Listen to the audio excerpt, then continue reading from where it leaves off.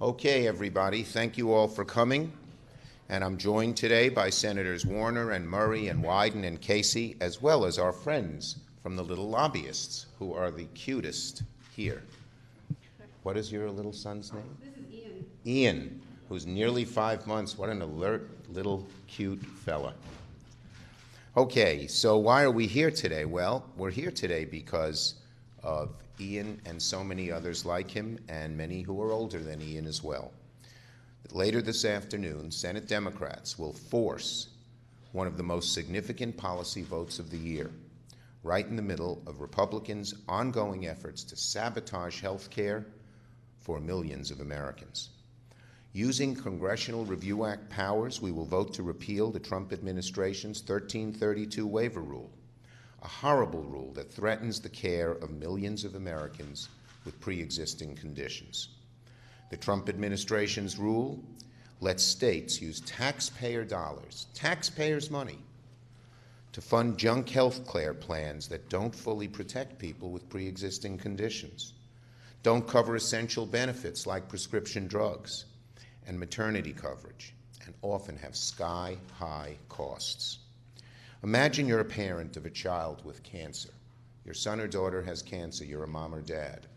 You've bought one of these junk insurance plans, and you go to the doctor, and the doctor says, "Ma'am, sir, I have a medication or a procedure that could very well cure your son or your daughter, but your insurance coverage doesn't cover it, and it's very expensive." What do we tell that mom or dad? What do we tell that son or daughter? That should not happen in America, and that's why we're here today. By forcing a Senate vote, Democrats will try to undo some of the damage done by the Republicans, and we'll finally see if Republican actions will match what they say when it comes to pre-existing conditions. On the floor of this Senate, when they go home, they say, "We're for protecting pre-existing conditions." Well, here's the chance to do it. Don't just talk about it, do it. Do it now. Do it this afternoon. We hear President Trump and Republicans promise they have a great, amazing health care plan, but the only plan we see is to destroy pre-existing conditions and destroy pre-existing condition protections for millions of Americans. Look at everything happening now. Open enrollment for the ACA marketplaces start Thursday, but the Trump administration has eliminated funding, all but eliminated funding, to help people sign up and get the coverage they need. Republicans are pushing their lawsuit to strike down our entire health care law. Just yesterday, new data showed 400,000 fewer kids have health insurance now. Most of those kids are under six years old. No health insurance. They're innocents. Shouldn't they have it? The administration's making it harder and harder, and fewer get it. This all breaks your heart. The effect of sabotage is not just abstract, it's real. We Democrats have tried to stop at every opportunity to stop the sabotage, have urged Republicans to work with us, but Leader McConnell has buried bipartisan bill after bipartisan bill on health care in his legislative graveyard. But because of CRA, he can't stop a vote on this. We urge our Republican colleagues, do the right thing. Help put a stop to health care sabotage, the hypocrisy, the empty promises. Vote to repeal this horrible rule and save Americans' health care. Senator Warner. Where's your chart? Good morning. Thank you, Senator Schumer. We're here today ahead of an opportunity to protect Americans from yet another effort by the Trump administration to undermine the ACA. In this latest effort to undermine the ACA, the Trump administration has put forward a rule that, as Senator Schumer already outlined, not only offers Americans junk plans, so-called short-term plans, we call them junk plans, they don't offer a series of benefits, but they've gone even further and through their regulatory process are actually allowing taxpayer dollars to be used to subsidize these junk plans. That puts in direct jeopardy the literally hundreds of millions of Americans, 3 million of the 8 million Virginians who have pre-existing conditions, those kind of protections that the ACA guaranteed. As been mentioned, these junk plans don't cover necessary benefits like maternity care or other essential benefits. And at the end of the day, this is an effort to undermine probably the most popular part of the ACA, the notion that said insurance companies cannot discriminate against folks with pre-existing conditions. Outrageously, and I've seen this in Virginia, and I'm sure my colleagues have seen it as well, we've seen these junk plans out there marketing themselves under the guise of Obamacare, with this notion that if you come in, it's a cheap price, people get sucked into buying these plans only to find out when they show up at the doctor or show up at the hospital that their so-called short-term plan covers virtually nothing. Now, we don't think that's right, and frankly, neither do the vast majority of the American people. Bipartisan majorities of Americans support protecting folks with pre-existing conditions. And that's why I think a number of my Republican colleagues have changed their mind. Now, in the last 2 years, they've tried and repeatedly failed to repeal the ACA. So, to my Republican colleagues, who, as Chuck indicated, go home and say they want to protect folks with pre-existing conditions, today they're going to have a clean up or down vote to see which side are you on. It really is a chance for my colleagues to go on record to try to stop the Trump administration's effort to dismantle this key protection. Now, I understand that some of my Republican colleagues will try to make this an abstract vote about 1332 waivers. Listen, as a former governor, I support the ability and flexibility for states to make improvements. But the 1332 waiver process, and Senator Wyden will go into this in more detail, was ways to actually improve quality and get affordable and greater affordability, not to undermine the basic protections for folks with pre-existing conditions. The truth is, the Trump administration effort is a direct effort to undermine the stability of the insurance market. And again, we keep coming back to this same theme. It is an effort to undermine the protections that Americans with pre-existing conditions currently enjoy in terms of getting access to health care. So we've not voted on a lot of items this year. I actually think this is probably the most important vote the United States Senate has taken in 2019.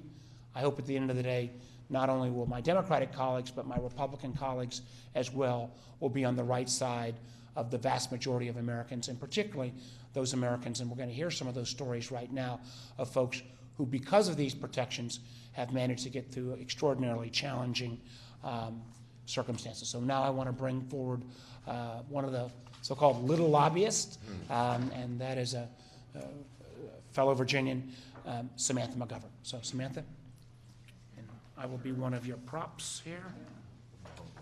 Thank you. Good morning. My name is Samantha McGovern, and I'm here today to advocate with the little lobbyists for children like my daughter Josephine. She's almost 4 years old and wants nothing more than to play outside, ride and play with school buses, and be tickled until she laughs so hard she can barely breathe. She's alive and enjoying life today thanks to the protections set in place by the ACA. Her life didn't start that way. Her birth was a medical emergency. Josephine was born at 24 weeks gestation. When we found out I was pregnant, we never would have imagined that our firstborn would spend the first 13 months of her life in the hospital, requiring life-saving medications, treatments, and surgeries. Within the medical care, she wouldn't be the wonderful child she is today. From her birth to today, her medical expenses have billed over $9 million. Thanks to the ACA protections, her health insurance never once told us that we could no longer have coverage due to pre-existing conditions or lifetime caps. Not a day goes by that we are not in fear for her future and the impacts if she were to lose vital health care protections. At any moment, she could be robbed of the necessary medication care that allows her and all the children like her with complex medical needs and disabilities to survive and thrive. Just over a year after my daughter finally came home, my life got back to living a normal, happy life when unexpectedly we were hit and emotionally shattered by another life-threatening healthcare moment. We found out that my husband had stage 4 Hodgkin's lymphoma, a type of cancer that was discovered after seeing a doctor for some back pain. Today, he is in remission thanks to his ability to receive quality health care. Our insurance allowed us to focus on his health, recovery, and not trying to pay the $100,000 out of pocket for the required treatments. We didn't see this coming now, and there would have been no way to predict this before making a health care insurance plan choice. But that wasn't the last phase of living a regular life full of fun, joy, and normal responsibilities. It was the hottest day this past July, and I had stopped for an iced coffee when the next thing I knew, I was waking up in an ambulance. I had thought that I had passed out due to dehydration and stress related to my daughter's medical needs. But what was discovered was a large tumor in my left temporal lobe. Two quick and terrifying weeks later, I would have a craniotomy surgery where I lied awake where cancerous tissue was removed from my brain. The fact that I'm here today, able to speak to you, is not only short of the benefits of science and modern medicine. Again, my family was very fortunate that we could focus our attention, my care, my medical needs, and the support my husband and my daughter needed, rather than the cost of my brain surgery that has billed out at just over $200,000. All 3 stories I have shared are mine. I now live them and are challenged by them every day. None of our unexpected diagnosis and medical paths were predictable. Brain cancer, like the type that I have, is aggressive, hard to treat, and not curable. But that doesn't mean that I don't deserve to live. It should not be legal for insurance to limit the type of health care it provides. People facing the worst diagnosis that there is to hear should be able to focus on care, not money. Without insurance that is safe from pre-existing conditions, excluding my daughter, my husband, and I wouldn't have received all the care that we needed and may not have survived.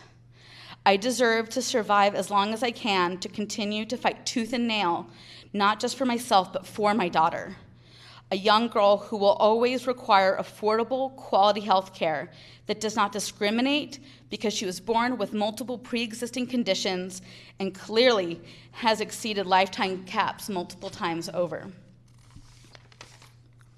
Like my family, your constituents and their children are counting on you to protect them by voting against short-term junk insurance plans. Americans might not be expecting the diagnosis that is coming for them tomorrow or the month after if they are permitted to sign up for hazardous insurance options that is designed to make money rather than to provide affordable quality care coverage. Their lives matter, my life matters, my husband's life matters, and Josephine's life matters. Almost every member of Congress, of the Senate, has promised to protect pre-existing conditions. Senators, the time has come for you to vote to match your promise. Today we are watching, and your vote will speak louder than your words. Thank you. Senator Murray. My pleasure. Well, first of all, Samantha, thank you for your tremendous courage. and your willingness to come here and speak today for your family, but in speaking for your family, speak for so many people across this country. It is so wrong that the United States government could be the obstacle to you and your family having the life and health care that you deserve. No one should be allowed in this country to buy a health insurance plan that in the very fine print it says we don't take care of you. And that's why we're here today. We are putting Republicans' health care charade to an end and putting every single senator on the record as to whether they stand with our patients and families or President Trump and big insurance companies. Because despite Republicans' empty claims to fight for families' health care and protections for pre-existing condition, we have seen time and time again from their efforts to jam through their harmful Trump Care bill to their support for President Trump's partisan lawsuit, which could strike down those protections for pre-existing conditions and strip health care away from families across our country. There is no greater cheerleader for President Trump's relentless attacks on families' health care and no greater obstacle to passing solutions to repair that damage than Senate Republicans. Democrats in the House and the Senate have offered countless solutions to protect our families' health care.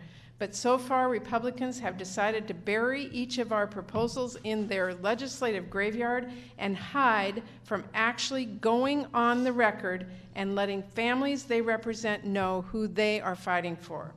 Not today. Today, Democrats are forcing a vote on legislation Leader McConnell cannot bury.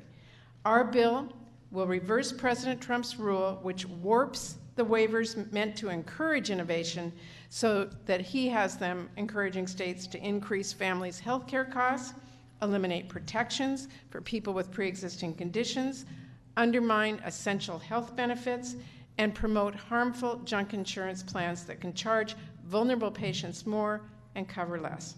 In short, President Trump's rule is bad news for patients and families and good news for insurance companies.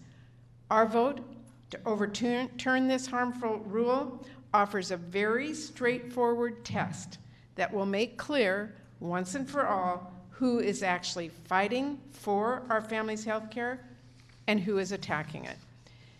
I believe issues like this are too important for us to put party first. I hope all of our colleagues in the Senate on both sides agree. I hope Republicans think long and hard today about the promises they keep making to their constituents and how they're going to look them in the eye after this vote. I hope they choose today to finally do the right thing. Stand up for patients. Stand up for Samantha and her family and so many like them, even if it means being a Republican that's willing to take a stand finally against President Trump. That's what's at stake today, and that's what we're fighting for, and that's what this vote will show. So thank you all very much for being here, and I'm delighted to turn it over to Senator Wyden, who's been my partner in writing this to begin with and getting it passed and fighting for it every day. Senator Wyden. Thank you, Senator Murray and Leader Schumer and Samantha. I mean, you've made the point that in a country as rich and strong as ours, we ought to be moving forward. I mean, that's what our discussion is all about, is how do we move forward? And you've laid out why it is so repugnant to be talking about moving backward. And I just want to take a minute to kind of walk people through how we got here, because Senator Murray and I, we share the jurisdiction on these issues. People in coffee shops are not having debates about, complicated rules. But we worked very hard for an idea that once had strong bipartisan support. And that idea was that a state could get a special waiver to offer health care coverage that was more affordable for you and better for you. We are here this morning because the Trump administration has turned that good idea into a house of horrors. It is a key part of their plan to deny Americans the ironclad, loophole-free protections for pre-existing conditions that they count on today. And they do it by just flooding the market with this junk insurance. It reminds me of my days when I was director of the Gray Panthers, and people would just sell trash to senior citizens because they could get away with it. So I'm so glad to be here to support Senator Warner and my colleagues. And I want to just walk through, as I wrap up, one point, and I'm so glad that my Finance Committee colleagues, Senator Warner and Senator Casey, have been part of this effort, is that what the Republicans are trying to do is add salt to the wound by saying taxpayer dollars can be used to subsidize junk insurance. So in effect, you've got a taxpayer subsidy that gets pocketed by unscrupulous insurance companies as pure profit. So picture this in America. If you're a person in the Pacific Northwest struggling to pay for health care, you ought to know that Donald Trump wants you to have crummy health care coverage that actually pads the insurance company's bottom line with your tax dollars. And obviously, people don't know about all these technical rules, but they sure know what a ripoff looks like. We can walk you through other parts of the bill where they have sort of twisted and turned the language of what was supposed to make care better to make it worse. For example, they rewrote the rules to say that people must, quote, have access to health care. Well, the fact is, when you hear the word access, watch out, because the word access with this Trump crowd is a watchword for empty promises, deceit, and the fact that you aren't going to get any real coverage. So I urge my colleagues to support the Warner legislation. I want it understood that the two committees that have looked at this in detail think that this is enormously important, because this will be the day when people will see in the United States Senate who is there for patients and families, who wants them to have real coverage where they're protected from discrimination against pre-existing conditions, and who just basically is happy to turn back the clock to the days when health care was for the healthy and wealthy. So I'm proud, as I say, of the Finance Committee's representation here, led today by Senator Warner, and I, like in the lingo of the Senate, I yield to our finance member, Senator Casey. I want to thank Senator Wyden and Senator Murray. I want to thank Senator Warner for leading this effort today, where Republicans have a chance, and a chance in the full view of the United States to make the right vote. They have a chance, and it's a very simple choice. It's a choice as to whether or not they're going to stand and fight against the Trump administration and the policies that they've put into place just in the last 2 years, which is against the interests of families. So they can stand with the Trump administration, or they can stand with families like Samantha's. And Samantha, I want to thank you and your family for your willingness not just to be here today and to tell your family story, but also to bear witness to the truth of what's happening and what has happened in a country where we made a great advancement on health care. Not just that coverage was provided to more than 20 million people in a little more than 6 years. That alone was an advancement. But we also advanced on the protections provided to tens of millions more by way of making sure that if you have a pre-existing condition, you can't be denied coverage or treatment because of that pre-existing condition. I think there's not just a consensus, an overwhelming consensus in the country. So anyone fighting against that, anyone sending us backwards, anyone who wants to go back to the dark days of the past where families were disadvantaged and discriminated against, better have a good explanation for why they support that. I hope our Republican colleagues today will stand with Samantha and stand against the administration. several of our colleagues today and others have talked about these junk plans, which can be terribly destructive in the life of a family. One of the reasons why families end up with these junk plans is because the administration gave more time for the purveyors of junk to present online and in other places these plans that get them in trouble.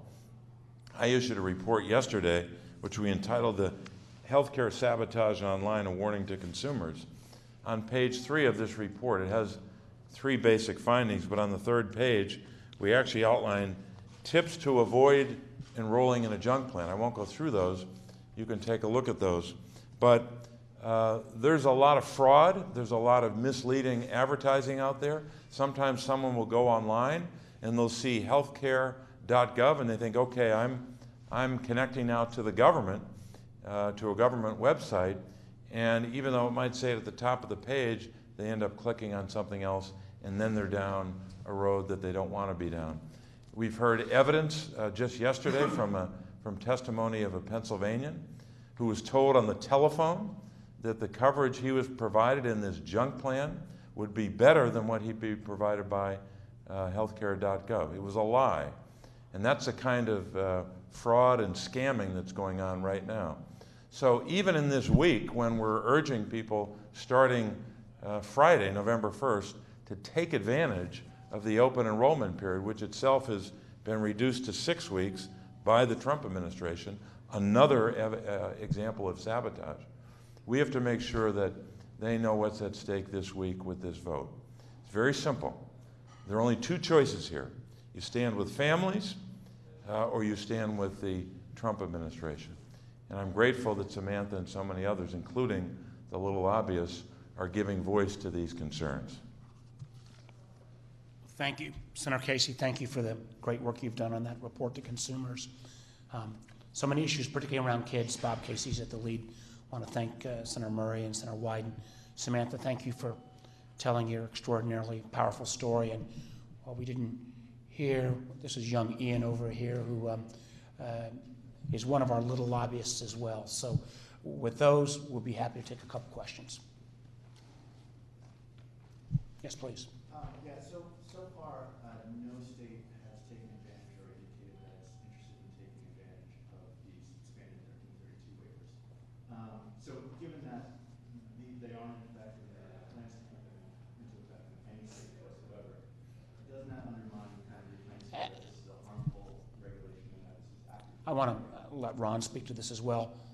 But absolutely not. Remember this ability to offer these junk plans was both some manipulation around 1332, but also change in certain Department of Labor regulations. You know, the fact that in my state, similar to what Senator Casey indicated, I can show you in Hampton Roads signs disproportionately in low-income African-American communities that are broadcast saying Obamacare, really cheap prices, but as Bob Casey said, you call, you sign up, you get this plan, you then show up at the doctor, you show up at the hospital, and nothing is covered.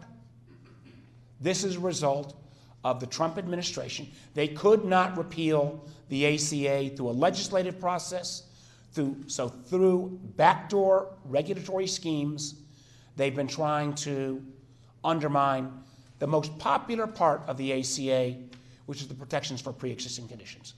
You know, there's a lot of this stuff that sometimes, as we've all indicated, gets complicated by the rules, regulations. This is as clear-cut a vote as we will have in the United States Senate today.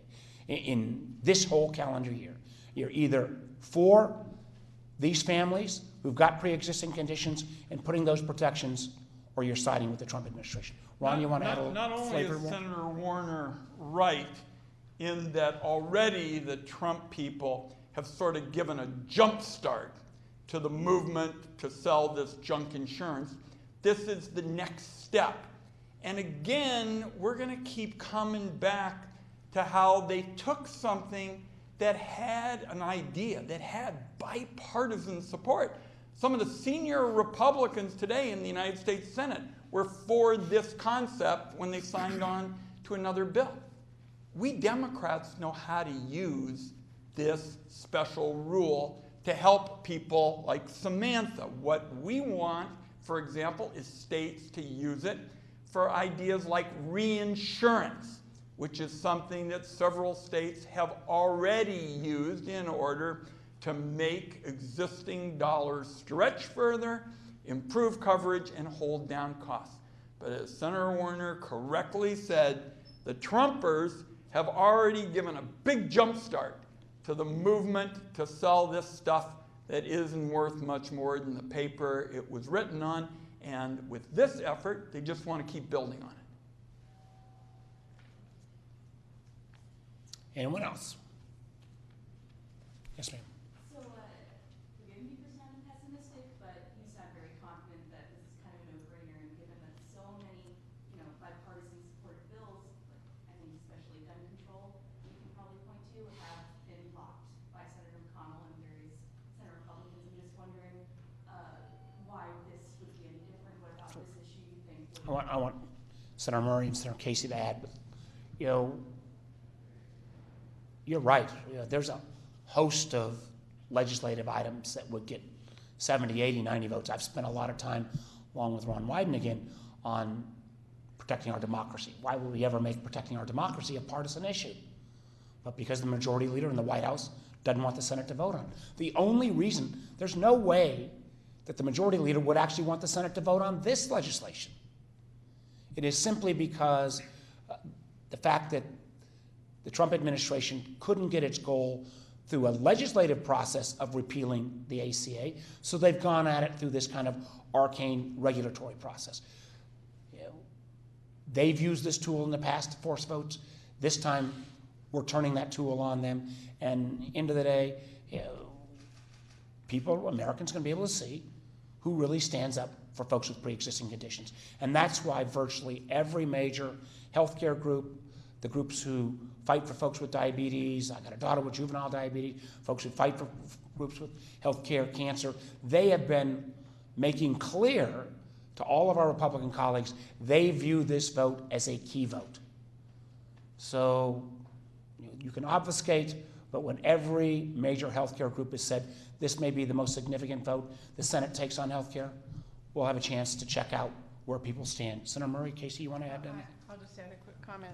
We've been trying since Republicans started saying that they were for protecting pre-existing conditions within health insurance to put them on the record, because all of their actions go the other way. This is a tool that we can finally use to say, okay, if you really want to protect pre-existing conditions, vote with us today. We'll see where the votes are. I'm hopeful that they will put their money where their mouth is on this vote. None of us know yet how the vote will turn out, but I think it's really important in this day that we show people where people actually are, rather than hiding behind a majority leader who doesn't bring a bill to a floor, or words that they speak at a rally, or whatever. This counts. This is it. I would just add that when you consider the whole range of issues here, for Republicans, there are three basic threats to healthcare right now. I'd call them the triple threat. One is the lawsuit. That's the most near-term and consequential threat to healthcare. It'll wipe out the entire law by declaring it unconstitutional, and it is more likely to prevail than not. So that's threat number one. Threat number two is what we're talking about today. One example of many of sabotage. Number three are the cuts to Medicare and Medicaid. So if you're a Republican and you claim to support protections for pre-existing conditions that they all say they support, you should have to answer three questions. Do you support the lawsuit? Do you support the sabotage? Do you support the budget cuts? And if you say no to all three, then what are your affirmative steps? Have you filed an amicus brief or filed some kind of motion in court to be against the lawsuit? In other words, what are you doing about it? Because there's no way you can say with integrity that you support these protections when you're doing nothing about it. In fact, you're worse than that. You're supporting policies that will destroy completely the protections we have in place now. So there's three good questions for you to ask Republicans. What about, do you support the lawsuit, sabotage, and the budget cuts? Second thing I'd say about this particular issue is the only reason we're here talking about junk plans, part of what we're discussing today, is because the administration changed the rule. The old rule was 3 months for these plans, as a very quick transition from one type of coverage to another. They enlarged that to 1 year. So by enlarging it to 1 year, by rule of this administration, they gave the purveyors of junk a lot more time to do what they do. It's worse than that, though. This rule allows them to extend it year after year. So now you went from a country where junk plans had 3 months of opportunity to 3 years if that individual keeps extending it. So that's why you're having more and more people who are unsuspecting and are getting insurance that's not providing the coverage that they thought they were getting. So this is a good opportunity for Republicans. We're doing them a favor by giving them the chance to push back against what the administration's been doing. Let's see if they take it. One last point on your issue of these issues are complicated and why do you hope that you're going to prevail. Senator Murray was on the floor last night at 6 p.m. walking people through what this is all about. I've been working on these issues since I was director of the Gray Panthers. I had a full head of hair and rugged good looks. And I'd be the first to tell you, healthcare lingo is a Byzantine world unto itself. But what my colleagues have done is put this into plain and simple English, because nobody knows anything about 1332, having been the lead author on it. I've been trying to explain it for years. I'm thrilled that my colleagues here, members of the Finance Committee, and you can't get a more powerful presentation that Samantha has given, have taken this out of the clouds of insurance lingo and insurance talk and said, this is what it means to people. And if we don't prevail on this, this goes literally back to the days when healthcare was for the healthy and wealthy. That's what you had when you could discriminate against somebody with a pre-existing condition. Because if you were healthy then, you didn't have anything to worry about. If you were wealthy, you could cover it. And then we put in place in the ACA airtight, ironclad protection for people who had a pre-existing condition. So I want to say to my colleagues, Senator Warner and Casey, Murray, Schumer, and all, buttressed by Samantha, what they have done is the key to really protecting the public, and that is to take this Byzantine language of healthcare that lawyers and economists and others talk about and say, this is what it means for people. And Samantha couldn't have said it more clearly, and that's what the vote at 1215 is all about. Well, let me, last question, and let me also just, again, thank Samantha. We all hear stories, but to have a family where your child, your husband, yourself are all hit with kind of a triple whammy, and I think it's safe to say, I think you said it is much better than any else. So you gotta have a right to live, you gotta have a right to prosper, you gotta have a right to have your family protected and not discriminated against with these pre-existing conditions. And I just hope all my Republican colleagues would listen to Samantha's story. Last question. I know yesterday you didn't have a vote count, but do you have any commitments or indications from any Senate Republicans that they're going to? You know, there have been some in the past who have not only said they support protections for pre-existing conditions, but voted that way. You know, on this time, we thought it was, at least I thought it was best, let's leave it with the stories they're going to hear from their own folks, from their own states. Let's leave it to all of the healthcare advocacy groups, for the most part, who are all making this, in kind of Washington speak, a key vote. I'm hopeful they'll do the right thing. I am hopeful they won't hide, as Ron has said, behind some of the kind of arcane rulemaking. You know, end of the day, this is probably the cleanest chance we'll have this year to go on record whether you support Samantha's right to get access to health care or whether you want to go back to the days when an insurance company my goodness, could deny not only her, her child, and her husband health insurance. Simple as that. We'll see you at the vote. Thank you all.